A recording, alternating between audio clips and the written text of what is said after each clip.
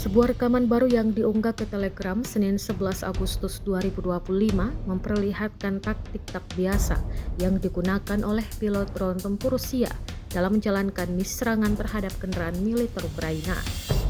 Dalam video tersebut, pilot drone terlihat dengan sengaja membiarkan kendaraan musuh bergerak maju tanpa gangguan, sebuah manuver yang disebutnya sebagai bentuk ejekan atau pemberian keuntungan awal pada lawan. Namun, taktik itu berujung maut. Setelah kendaraan Ukraina melaju cukup jauh, drone FPV Rusia secara tiba-tiba melancarkan serangan brutal, menghantam langsung target dengan ledakan keras yang menyebabkan kehancuran total. Serangan ini bukan hanya mencerminkan presisi teknis, tetapi juga strategis psikologis yang diterapkan di medan tempur modern.